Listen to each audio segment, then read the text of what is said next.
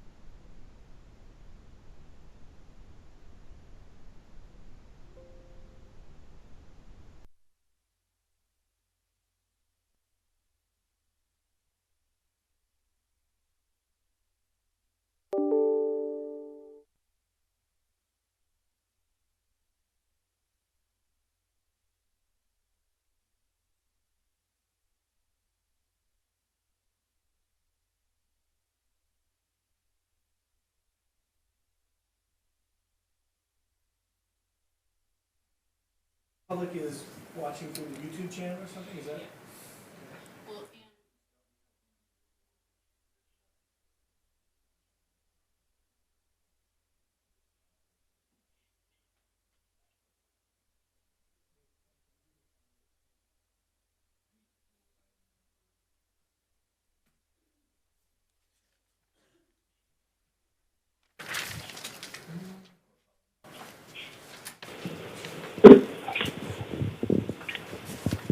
Okay, are we ready?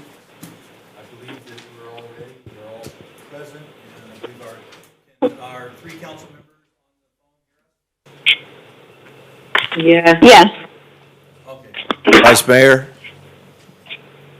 Vice Mayor Thompson, can you hear? Yeah, just a little faint. There you go. Okay. We're calling this meeting back to order to open session where we're reconvening from closed session where direction was given and no action was taken. Please stand with me for the Pledge of Allegiance. Salute, pledge. I pledge allegiance to the flag of the United States of America, and to the republic for which it Nation, under God, indivisible, with liberty and justice for all. stands, one nation, for all.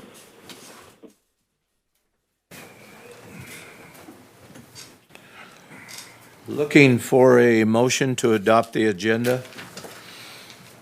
I'll make a motion to adopt the agenda as presented. I second.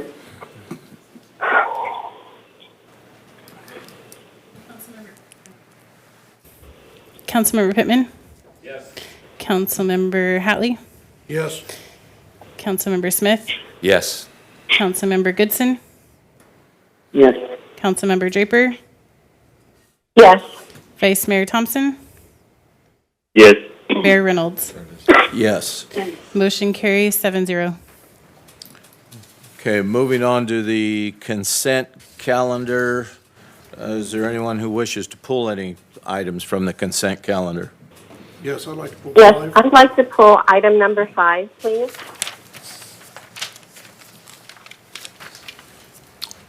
I'd like to pull item number 10, Mr. Mayor. Okay, looking for a motion to adopt the consent calendar with items 5 and 10 pulled. I move that we adopt the consent calendar exempt item 5 and item 10. I'll second that. Councilmember Pittman? Yes. Councilmember Hatley? Yes. Councilmember Smith? Yes. Councilmember Draper? Yes. Councilmember Goodson? Yes. Vice Mayor Thompson? Yes. Mayor Reynolds?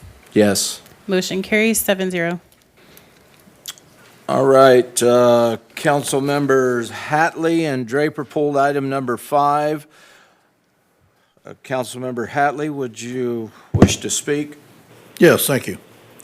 The reason I pulled this item in lieu of, I don't know who I'm supposed to address this to, but since it's your, You can talk to Scott. Oh, He's okay. easier, just directly.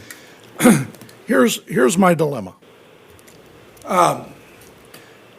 With us just letting our employees from the fire department, police department, our city employees, that were asking not to take their raises that are scheduled, I, in good conscience, just can't turn around then and say, well, I think this is okay to raise that. I understand where you're coming from, and I understand that I'm sure that's a low price. I don't know. I didn't look into it as far as what attorneys get.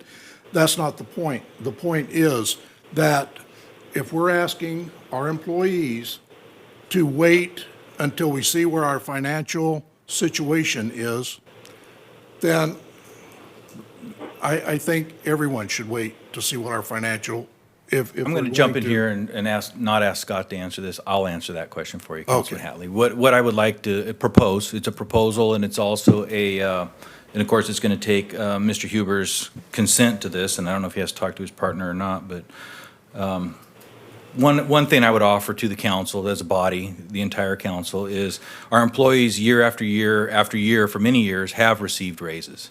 This contract has not been increased for many years. It's $30 an hour below market for other contracts, for other attorneys doing the same type of work in this region.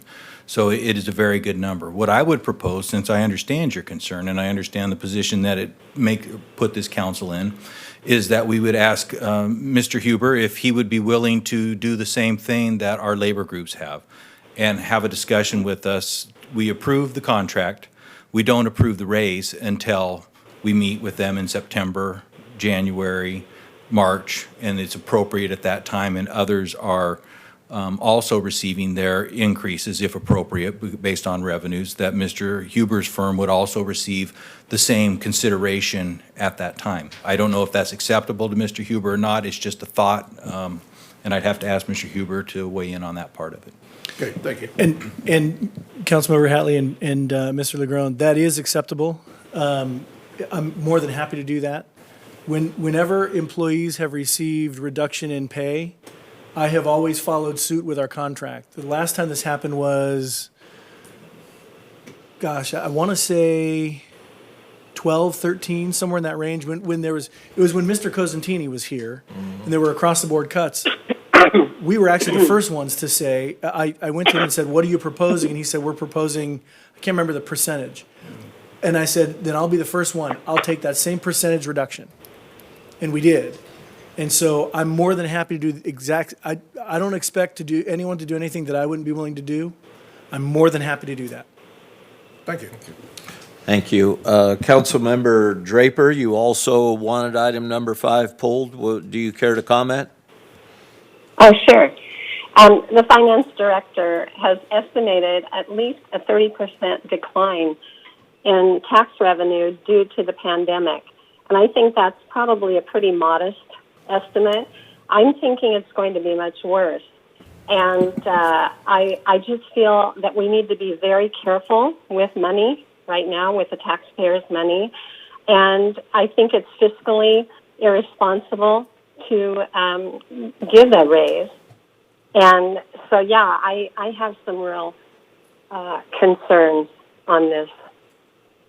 Councilwoman Draper, this Bill Legrone speaking. Are you comfortable with the same concept that we utilized with the OPOA and the OFFA in their contracts, if we incorporate that into this?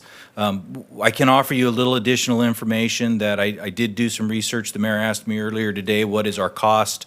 What are we expending on these contracts? And I didn't get that to the mayor before the meeting, but I do have that information. Last year, for legal services, we had budgeted $250,220. The legal expenses for the city was approximately $237,000, so they came in under budget.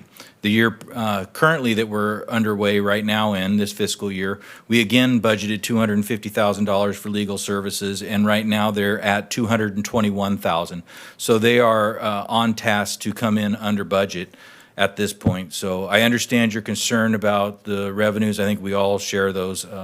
But again, I would let everybody know that this contract is at about $30 an hour less than what you see other contracts that are currently being let for smaller communities than ours. I know of one local community that is paying $215 an hour. We're getting a rate of $185 for advice counsel. So the number is good, the price is good. It's and I do understand your concern about raises, but if you're comfortable with that, we will incorporate that language into the contract. Yeah, I think that would be reasonable. Yeah. Is there anyone else who wishes to comment from this dais? And Mr. Mayor, just so it's on the record, I have not received any email comments for this entire meeting, so I do not have any public comments. Thank you, Jackie. Well, if there's no other comments, I'll make a motion to approve the contract as discussed from the city administrator to continue it and mirror the same offer to the employee groups. I'll second that. I second. Councilmember Pittman, Yes. Councilmember Hatley, Yes. Councilmember Smith, Yes. Councilmember Draper, Yes. Councilmember Goodson, Yes. Vice Mayor Thompson, Yes. Mayor Reynolds. Yes. Motion carries 7-0. Okay, item number 10 was also pulled, and it was pulled by you, Mr. Legrone. Do you wish to comment?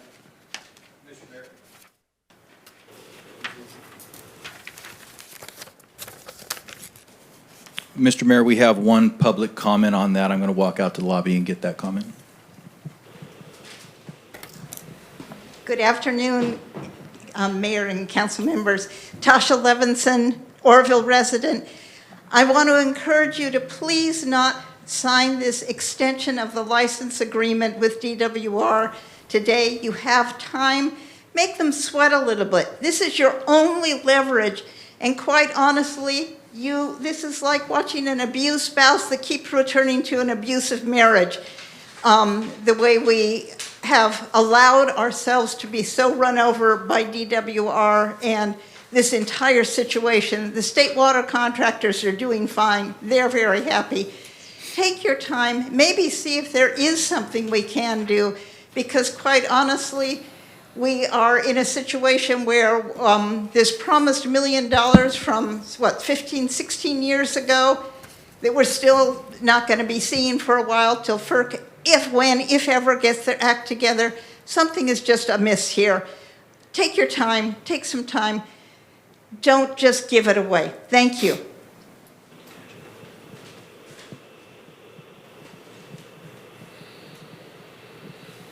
We have no other public comment, Mr. Mayor. Are there any comments from this dais?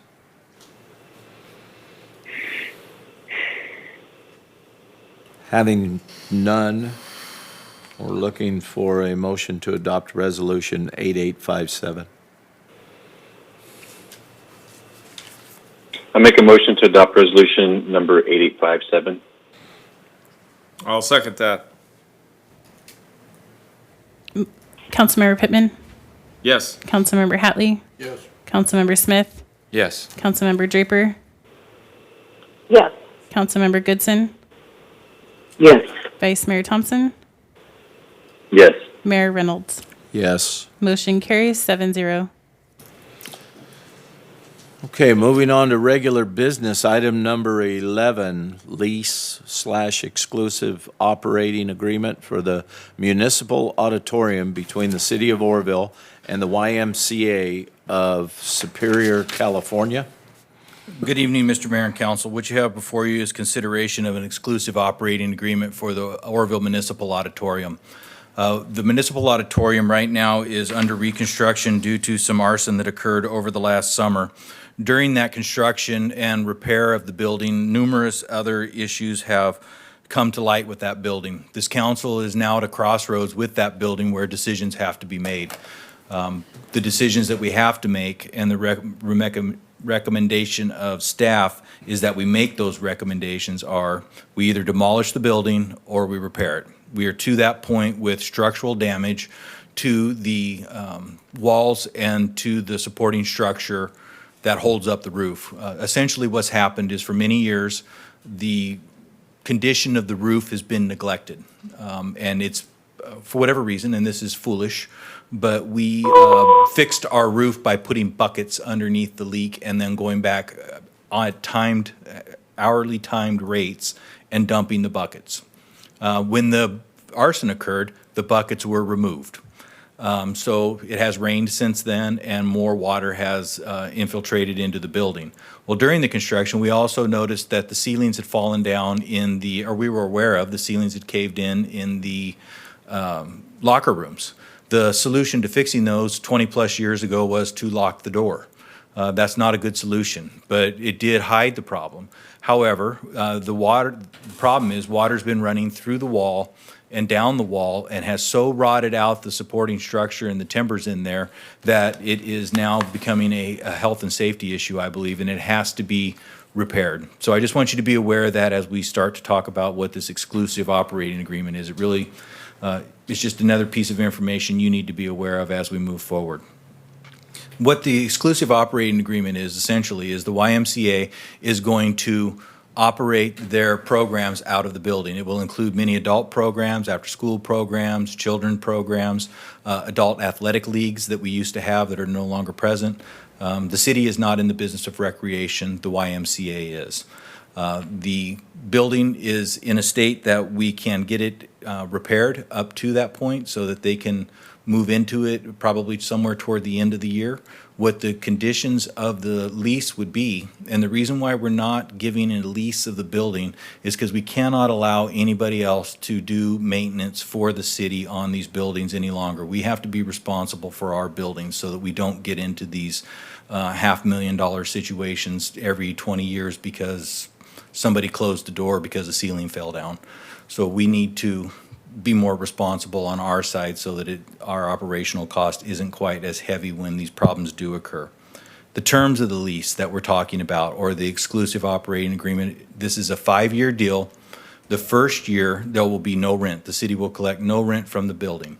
The reason being is because the YMCA right now, with this programming being new and the city getting into this, has no idea what the margin will be on this. Now, whether it's going to be a very successful program where they make, and I'm just grabbing numbers, they make $100,000 of profit, or it's an unsuccessful venture and they lose $25,000 a year. They don't know at this point. So what we've agreed to do, because this is, I believe, in the best interest of our community and it's something that our community desires and it's good for our downtown, is that we will forego the first year's rent while they establish the programs. They get them up and running. They see what the finances of this are.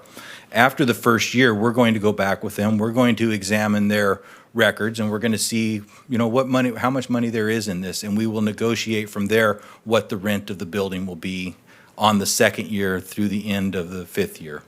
The other part of this is going to be the utilities. Since we currently maintain offices in there, we are going to set a baseline that we are going to pay X amount of dollars, which would be reasonable to say that that is what our offices are currently using right now. Anything above that, the YMCA will be paying for all of the utilities that are above what we're already paying, because I think it's reasonable to say that any increase was caused by their usage of the building. But ours is going to be based upon our historical data that we have for our offices that are there. The insurance, they're required to carry all insurances necessary and name us as an insured third party or second party, so that in the event that something happens, the city is not going to be on the hook or liable for it. We are entering into an agreement with them too, that they would be responsible for all licenses, any sort of light maintenance. An example, I guess, would be what I would consider light maintenance is if a toilet becomes plugged. they're responsible for unplugging that toilet. We're not going to be taking care of the day-to-day maintenance. So they will be responsible for that. They'll be responsible for all programming, all reporting, and any insurances that are necessary. So we have met with them. They have agreed to that. I've included a copy of the exclusive operating agreement / lease agreement with the Municipal Auditorium in here. It is signed by their area director. And does not obligate you to anything. I just had her sign it ahead of time so that you know that they are serious. They want to do this. They're excited about the opportunity. I too am excited about this opportunity to have the Y down there providing program. I believe it will be an economic engine for our downtown as parents bring their children down there to participate in athletic activities that building can facilitate. I think it will also cause the parents to go from time to time into the downtown core and stimulate the economy down there. So if there's any questions I can answer for you, I'd be more than happy to answer those. I hope I've given you enough information that I've stimulated some questions.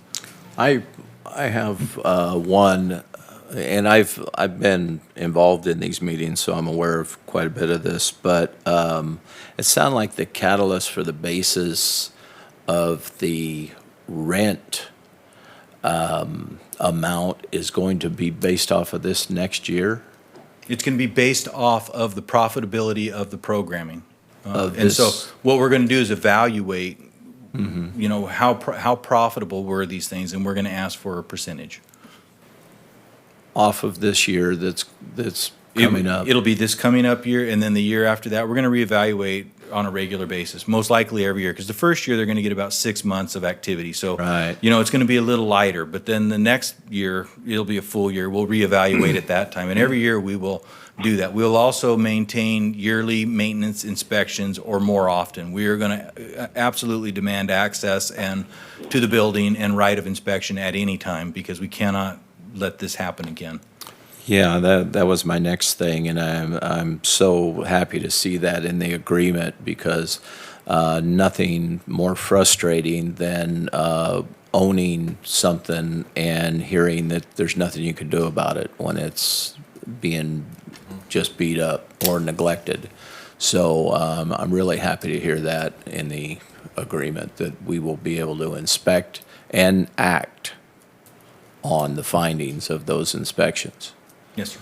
And I believe that this community is starving for that facility to be open, and I'm really thankful that the Y has showed interest in it. Is there anyone else who wishes to comment on this item? I believe Mr. Bentley. I'd like to make a comment. Councilmember Draper? Yeah, you know, this building is really a historic landmark in our town. You know, it was built in 1912, so it's 118 years old. And it's really an iconic feature of Orville. If you look on old postcards and photos, you know, it's like always been there.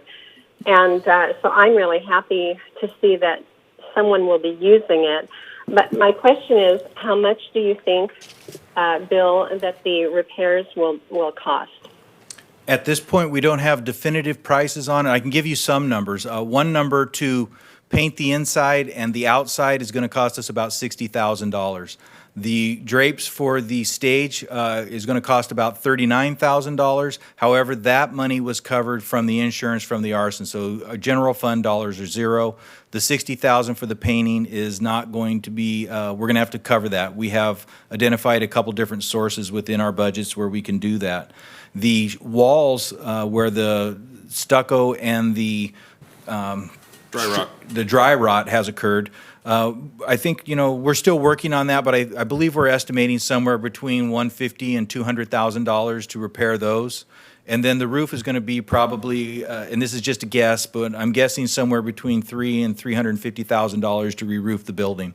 What I would identify for the council as how we're going to pay for this, I mean, which I know is a big concern, is I'm going to recommend that we use fund balance. We have an adequate fund balance that we can cover this. I believe it's an appropriate expenditure of that money. It's a one-time expenditure. So the fund balance that we are currently carrying for the city is about $6 million. That's beyond our reserve. It's beyond our 1.5 million that we have in there for Measure U, and it's also beyond our PERS reserve. So it is dollars that you can use for this that we've identified that is in the, I believe, and I agree with Councilperson Draper, this is an iconic building. I would love to see us go back to the original arches on the front of it and clean up that fountain out front and return it and restore it to what it was. But doing the work that we're doing now will get it at least to a solid baseline so that we can maintain this building and that it can properly be used. I think that's a great idea. Yes. Councilwoman Goodson, what I did not hear included in that repair expenditure was a renovation or refurbishing of the kitchen facility. Yeah, that, Councilperson Goodson, that was done previously. The commercial kitchen has been all upgraded. It was done, I think, about 3 to 4 years ago. It's all new appliances in there, new refrigeration, new drainage, or for the sinks and everything. The one thing that I'm remiss in not advising the council of is the bathrooms are also in this process going to have to be upgraded because we're triggering ADA compliance now because of the expenditure for the repair. So we are going to be bringing those up to ADA standards. That'll probably include the removing the showers from the locker rooms because they're more of a communal type of shower, which isn't commonly seen anymore. And we'll go to some ADA stalls and fixtures in the facility so that we are in compliance with everything and don't have those issues come back at us later. Thank you. Is there anyone else who wishes to comment? Yes, I have a question. Councilmember Hadley. Thank you. We had at one time, we entered into a contract with Feather River Parks and Rec. And in that contract, a written contract, was the fact that we would split the repairs 50-50. Every time something would happen, that's why the walls, we ended up having to redo the walls ourselves, the city did, because there was such bad repair between the offices. And every time they came back and said, we don't have the money. Your building. That came back to us so many times, and I know Councilman Pittman was on the council during that time, and I know he's got to remember this.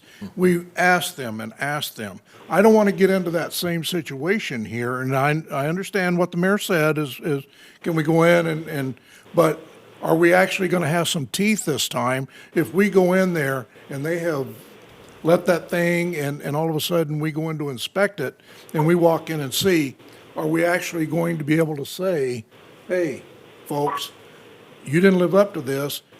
You either fix it and give them a timeline to fix it, a reasonable timeline for us, not so that building keeps deteriorating, or get them out of there, one or the other. Now, I don't want that to sound as harsh as it may sound, but the reality of it is we spent a lot of money the last time on a go-around like this, and I don't want to see us get back in that same deal.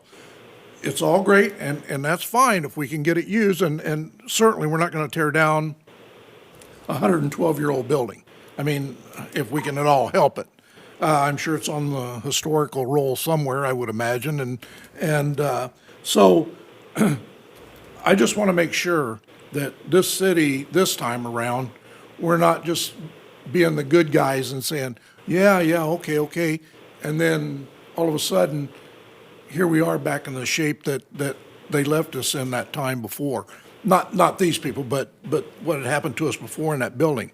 And that's all I want to be assured of is that the attorney will be able to structure something in this form that gives us that right. I'm confident that this contract will allow us to do that, and I'm also, what I'm hearing from my council, by your expression, Councilman Hatley, is that if they don't do these things, that we will proceed with eviction. And we're dealing with a little bit bigger entity here than we were dealing with Feather River Parks. This is the YMCA of Superior, California. This is the overall arching YMCA. This isn't necessarily just the local one here. They are the ones that we've been working with and negotiating with. We've had people from San Diego that have been involved in this negotiation. So it's a big organization. I'm confident that if they don't perform, I'm perfectly comfortable, and I'll be the one to do it. I'll walk over and give them the 30-day notice, 3-day pay or quit, or whatever it is we got to do. Because I agree with you, we cannot do this. That building must be taken care of. And what we'll do is if we do notice these things through our inspections, we'll do the repair.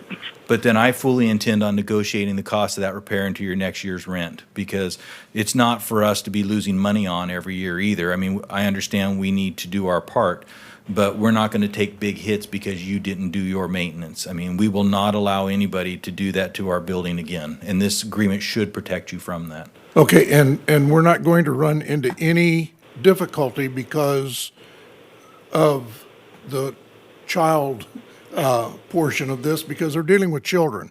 And believe me, I'm not, No, they're going to. I have grandchildren and I love them to death, and Absolutely. so it's not that, and I'm not trying to be No, and I don't believe you critical are. I of this, and believe. I'm not saying that they're going to do any of this. What I'm saying is, I just want to make sure this time that we do it, and there's not going to be some little catch there that says, well, wait a minute, they have kids in there, you can't evict them, you can't do this, you can't do that. I just want to make sure that somewhere along the line, we've got, and I keep looking at the attorney Right. too, because he's the one who's going to have to make sure that we do this, but that's for me. I just, again, I'm looking out what I think for the city, and I just want to make sure that we're covered. I That's all. believe, Councilman Hatley, you're absolutely doing your job.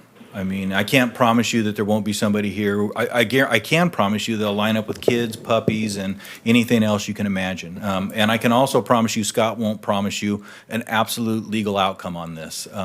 But I believe we are in the strongest position we can possibly be. And with the guidance that you've provided in the comments, we know how you want, or how this body wants to address this in the event these things do happen. So we're not going to be very forgiving if you don't take care of our building. Me personally, I have a personal investment in this now. Not that I've spent my money, but I've had to struggle with how to get to this building to that point, and struggle with the decision or the recommendation of, do we tear it down? And I know if I were to come in here and tell this council, I think we should tear it down, that's nothing easy that I would take lightly. So I'm not going to appreciate it either, and I will take it as a personal affront if you don't take care of, and I'm going to call it my building. I know I don't own it, but I know I'm representing you. This is my city, this is our building, and you will take care of it, and we will come at you and ask you for appropriate rent to cover those maintenances. I mean, I know this is a very forgiving. Hello? Go ahead. Councilwoman Goodson, I'd like to weigh in as well in regards to Councilman Hatley's reservations and concerns. They are duly noted. They are viable.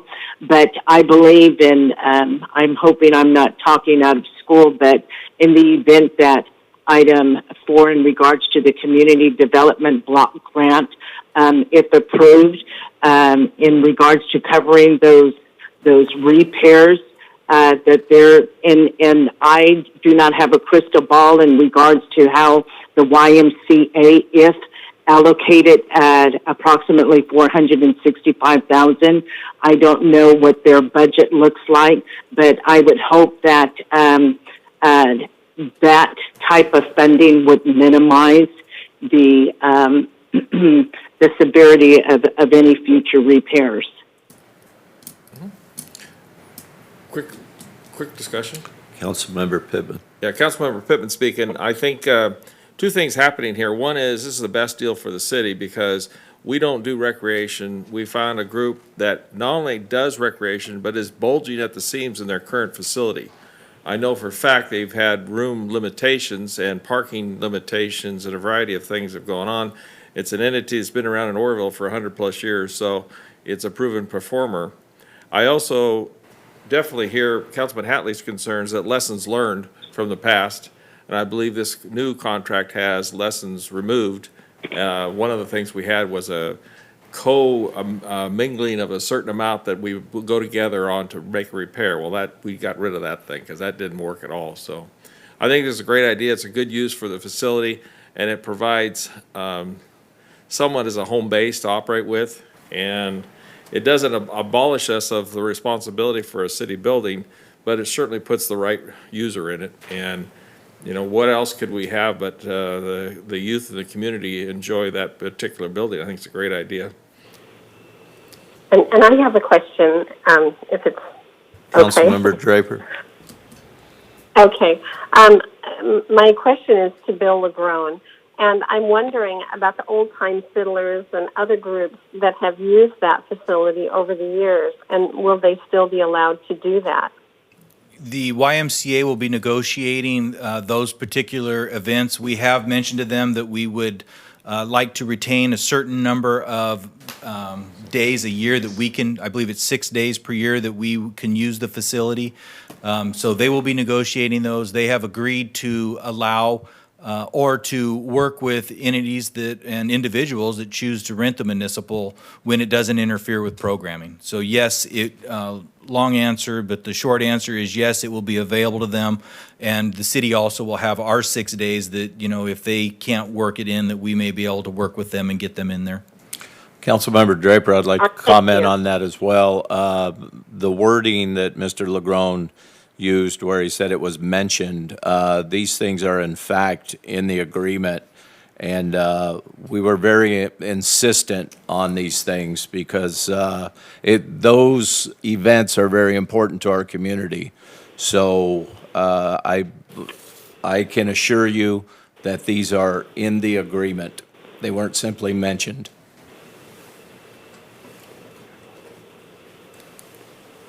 Do you wish to comment? I would like to just, we've also retained the right to use the facility at short notice, and that being for in the event that we have a large council meeting or an item that grows beyond the size that this chambers can contain, that we will get access to that building, and they have agreed to that as well.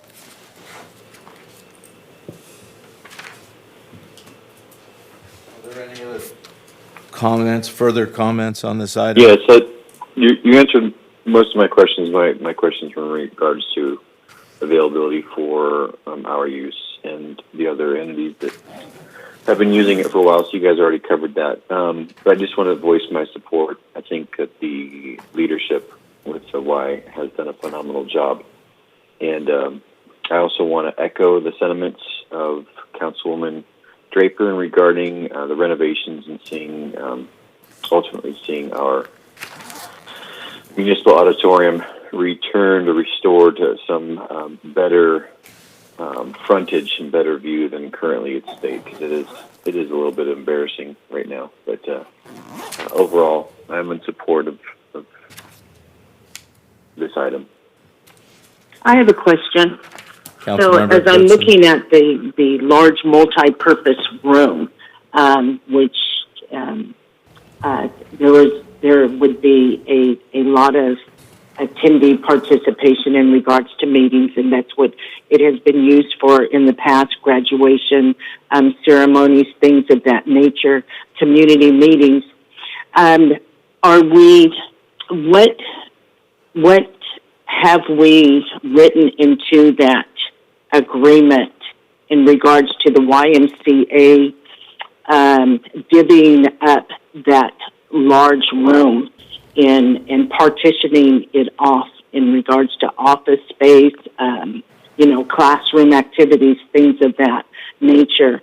And how would that relate in terms of the city being able to use that room that would now be divvied up into separate room arrangements? They cannot alter the facility without our approval, and we would never approve anything like that.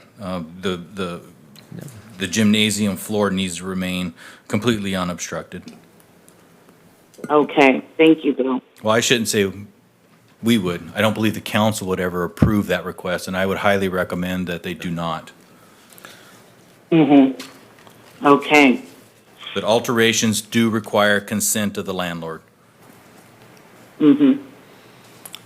I'd like to make a comment here too. I know it's going to take a while for people that have been around or who have experienced past negotiations or dealings with people for our buildings or anything to do with the community. It's a complete different scenario now. These are very rigid negotiations. We draw a hard line on a lot of these things, but we know when to be flexible.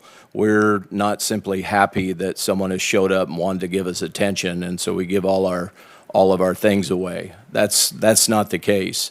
So this is a new environment, and you are being represented and looked out for in the best fashion possible. Believe me, these negotiations are from the heart, and the hard line is drawn. So you would be happy with the representation.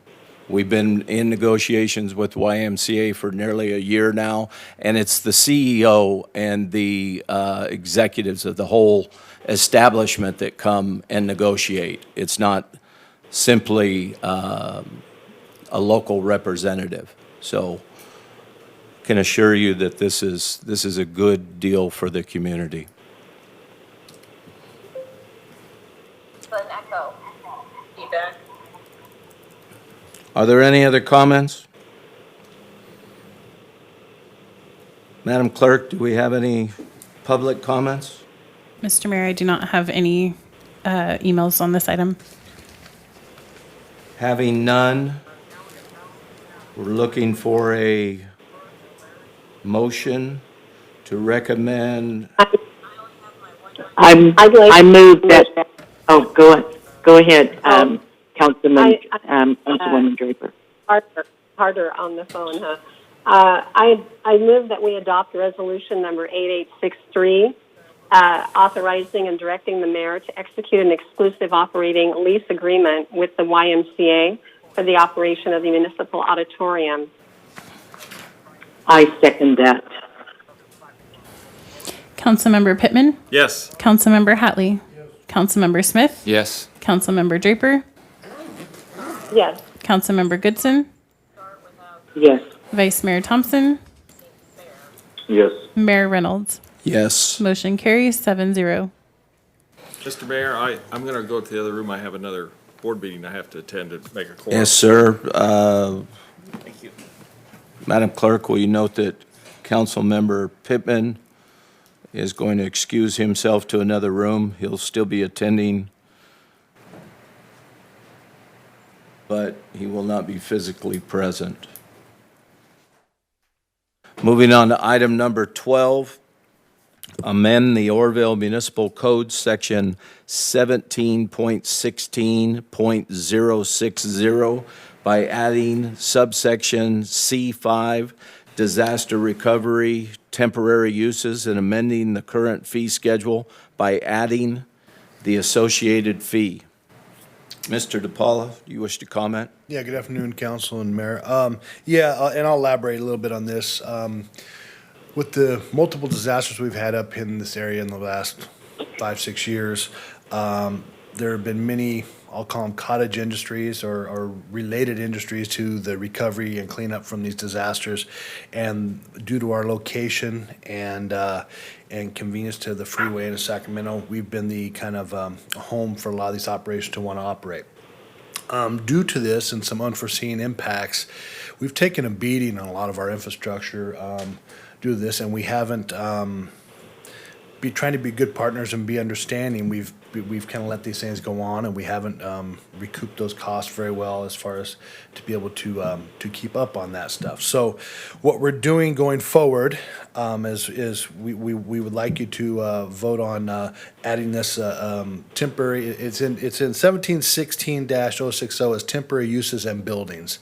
We're specifically adding a temporary use permit called disaster recovery temporary use permit.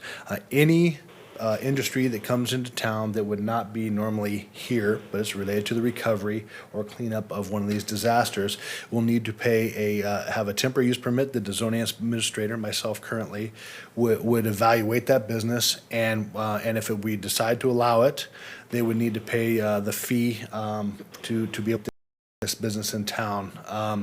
The fee for this is $25,000, and then additionally, based on the nature of the business they're doing, we would negotiate a fee for the impacts based on how much truck traffic, how long it's going to go, if there's any pollution or special considerations we have to do. Typically, right now, it's been thousands and thousands of trips of truck traffic on our street.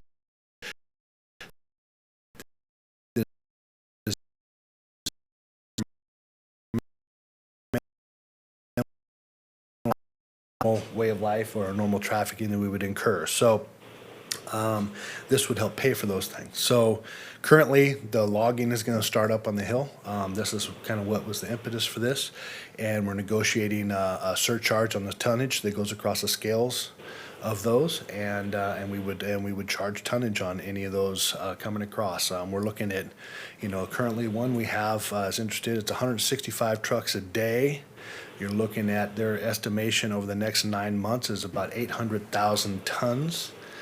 We would have a surcharge per ton on that that we would get paid monthly, and we'd get tonnage reports to make sure that was all transparent. So this is a way for us to get revenue back to the city in order to work on those repairs that are incremental.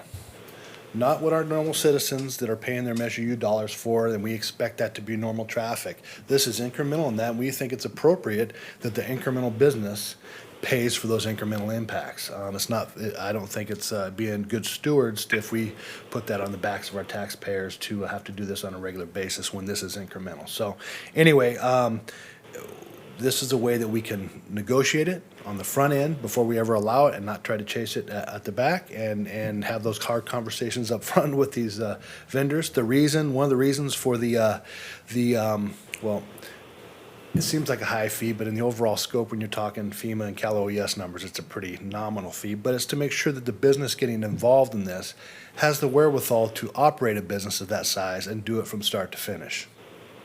We don't want someone coming in thinking that they can jump into this and then do it halfway, and then we get stuck with the leftover. So it kind of culls the herd, I guess, a little bit in the beginning to make sure that those operators and those competing for those jobs can actually have the scale and the wherewithal to do that. So what we're asking for, staff recommends that council waive the first reading and introduce by title only the ordinance to amend section 1716.060 of the City of Oroville Municipal Code to include the new subsection 1716.060C5, disaster recovery temporary uses. I can answer any other questions if you have any.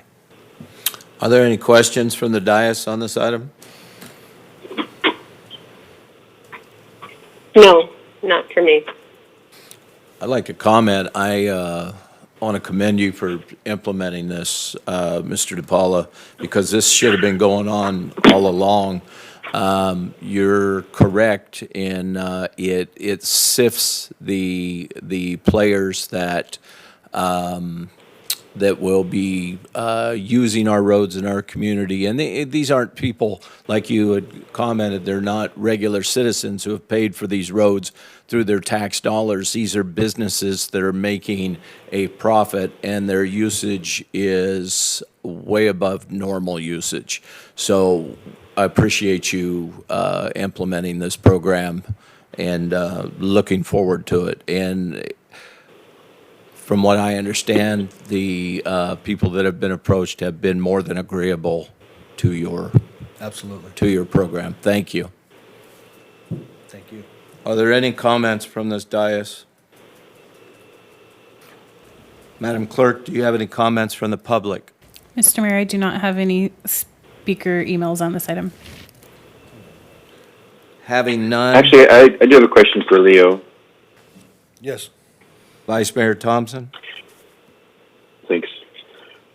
Just for my own information purposes, I know you work with other cities and that type of thing. So, is this a common measure that you've been involved with? Other cities have this in place, or is this something that we're creating? This we're creating. I mean, every city has a different way they negotiate and do it, and how they operate their business. This is just one tool. I think it's a very simple one for our situation. It fits kind of our situation is because we have multiple different types of operations coming through, especially with fires. And so, from metal recycling to concrete to, this is a tree cleanup. So I think having this is a good way to do it. Each one, beyond the use permit, you need to kind of negotiate how we're going to incorporate the additional surcharges with regard to the character of their business. So those will be on a different basis. Some is tonnage, some would be straight truck miles, some would be miles of use of city streets or whatever that may be.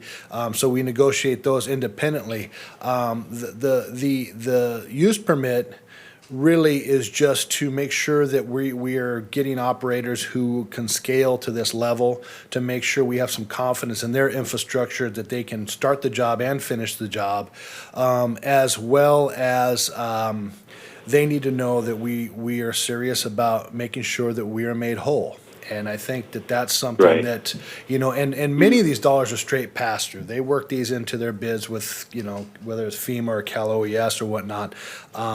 And so it's just to be made, just that they need to know that we want to be made whole, that we understand, we want to be good Sure. partners in the cleanup, but additionally, we also don't want to be left with a mess that gets left behind and ends up being a financial crisis. Right. I mean, we're talking, if we, roads are expensive, and so that can add up in a hurry. And so we just want to make sure that we're coming out of the back end feeling like, and really, we're not being overly onerous. The numbers we're talking about in the overall scheme of the dollars we're talking is relatively small.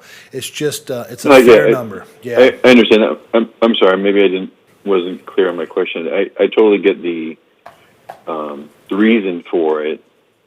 My question is just in regards to other areas and other cities. Is this something that is you said each city, each area kind of makes their own, but this one specifically, are you familiar other cities that have something like this in place, or is it something that we're creating?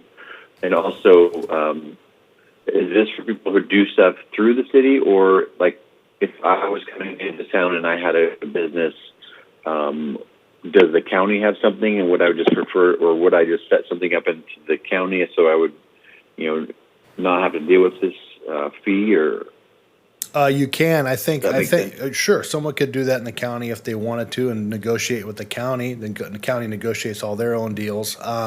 However, I think what we're finding is that we have the right kind of land in the right place, our proximity to Highway 70, the short trip from numerous places. It makes it very attractive for people.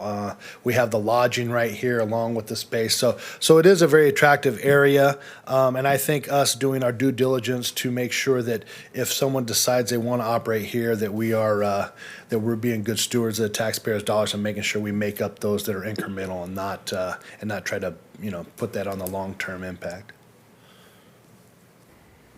does Chico have, or the county, do they have something similar to this in place? Chico negotiates them. Yeah, Chico negotiates them on a one-to-one. They did a pretty good job. They didn't want anybody in on the campfire on the cleanup originally, so they chased them off. They actually had negotiated. Had they approved it, they would have got all new fiber throughout the entire city, as well as all new streetlights throughout the city, and paving in the entire route all the way down the hill, all the way through town onto Barber Yard. They chose because the Green Line issue, as well as they didn't feel it fit them to have a cleanup yard there. So they chose not to. They made it very unattractive for the cleanup crews to go there, so they went elsewhere. But yes, every city negotiates their own deals, and everybody does negotiate and tries to get those funds, or a piece of those funds, I should say. Gotcha. Thank you. Mm-hmm. Are there any other comments? Having none, looking for a motion to direct staff? Is that what we're? It's the first reading of the ordinance. Councilwoman Goodson, Yes. I would recommend that the council adopt the amendment to Section 17-16060 of the City of Oroville Municipal Code to include the new subsection 17-16060C5 disaster recovery temporary uses. I'll second that. Councilmember Pittman? Oh, not here, sorry. Councilmember Hatley? Councilmember Smith? Yes. Councilmember Draper? Yes. Councilmember Goodson? Yes.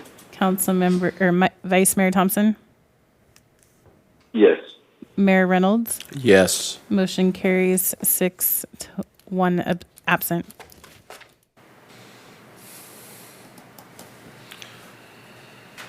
Okay, moving on to item number 13, purchase of generators for essential facilities.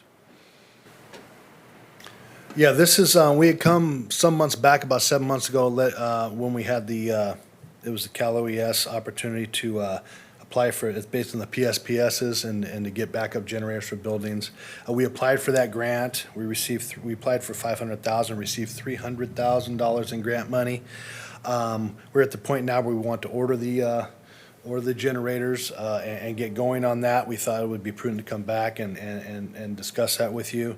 The 4 generators, or 3 generators we're looking for, actually, excuse me, 4 generators we're looking at now would be a backup, a large backup that would be for this building, as well as it could be a backup to our backup generator up at PD. It's a large trailered one. And then 2 additional 125s, which would be to we'll be able to use them over to power at the municipal yard, as well as we have some additional pump stations that could be backup power for those as well.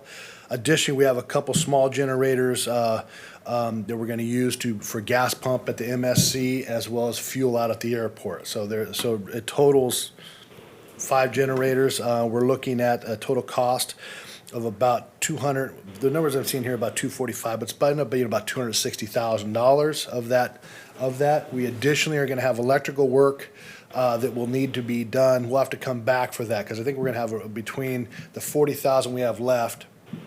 By doing the additional work at the PD to be able to put it as a secondary backup, we're probably going to run a little bit over that remainder. So we'll come back when we get bids. We're getting bids on the electrical now. What we want to do is get direction, be able to move forward and purchase the generators so we move forward, and then we'll come back with those bids when we get them from the electrical contractors to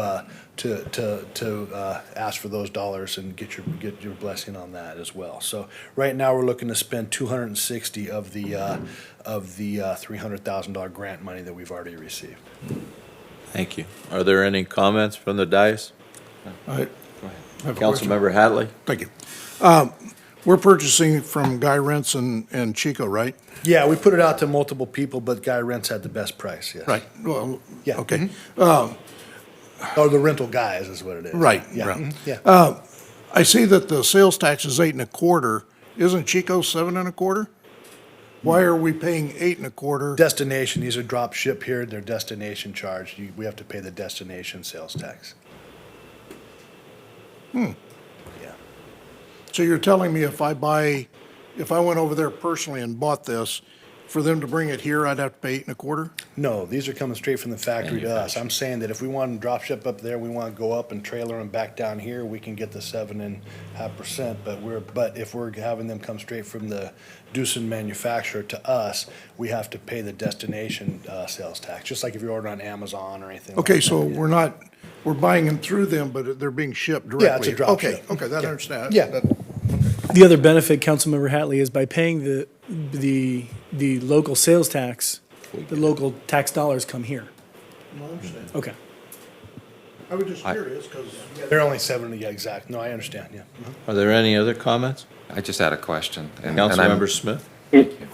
So, as you're probably well aware, you're probably going to go over that. I think you might mention as far as the actual installation.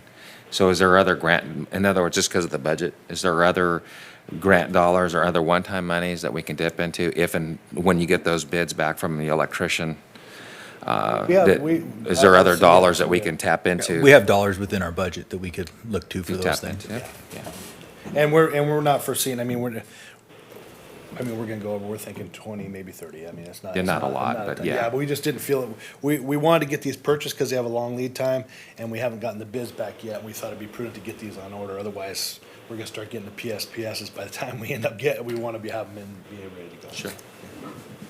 Any other comments on this item? Yes, actually, just related to this, I think it is important for cities to prepare for outages and disasters and whatnot. It seems like we've been a magnet to that lately. In regards to that, maybe it's on a different item, but just wanted to see an update on the PPEs that we talked about a couple weeks ago. Maybe this is on other. I can bring it up at a different time in our meeting right now, but That is a different item. an update on that. This is a special meeting, Okay, but Vice in the Mayor meeting. Thompson. Sure. Okay. Madam Clerk, are there any comments or people that wish to speak from the public? Mr. Mayor, I have not received any public comments on this item. If there are no other comments from this dais, we're looking for a motion to approve the purchase of 4 generators. I'll make a motion that we approve the 4 generators so that we can bolster our essential facilities and prepare to respond to the PSPS event. I second. Let the record show that Councilmember Hatley seconded. Councilmember Pittman, Councilmember Hatley, Councilmember Smith, Yes. Councilmember Draper, Yes. Councilmember Goodson, Yes. Vice Mayor Thompson, Jackie, Yes. Mayor Reynolds. Yes. excuse me, Jackie. Yes, Miss Councilmember Do you Goodson. have Councilwoman Goodson as the second on this? I have Smith and Hatley because Hatley, he was slightly All right, quiet, but he thank you. did say it. I wasn't clear. Mr. Mayor, if I could, I have a couple pieces of housekeeping that I would like to take care of. It's not actionable or anything like that. It's just notification to council of a couple items that are ongoing in the city right now. Yes, sir. One is that I will be mailing out a letter to the California Housing and Community Development Program. It is a community block grant. It is a letter of support on behalf of the city and the council.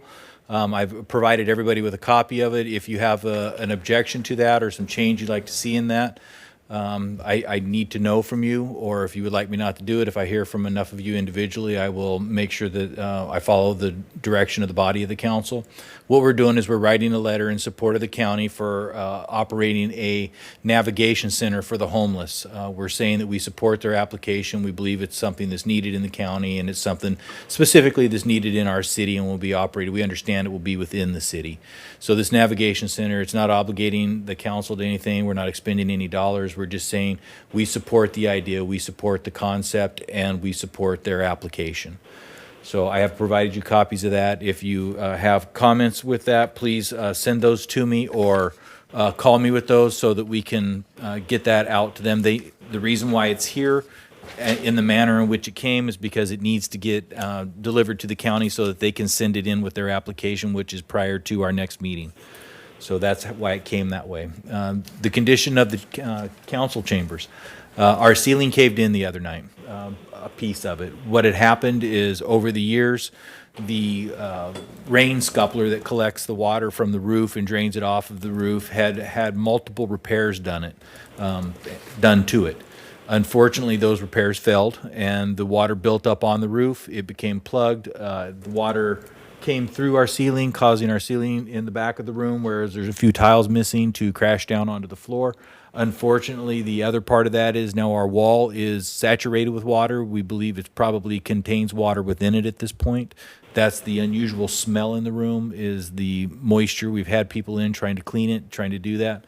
We're going to be having people in tomorrow to do lead and asbestos test on the walls. We may be cutting the wall out to up so high to let it drain dry and be repaired. So our meetings are already difficult enough as they are, but we just decided to add another variable to it. So please bear with us. We'll get it fixed as quickly as we can. I just wanted to notify you of that and what we got going on in this room. And if you would like a little more information as related to the item with the YMCA, Ms. Nevers is here and she could speak to the damage that's up there if you would like some more information about that at this time. Mm-hmm. Okay, is there any comments from anyone? I had one, just real quick. Councilmember Smith? Yeah, just as we all know, we're in stage 2 of reopening. There's a document that all businesses can acquire from the county, Butte County. Just Google them. And you can have the specific guidelines for our county as to what you need to do to reopen your business. And additionally, every business is to self-certify.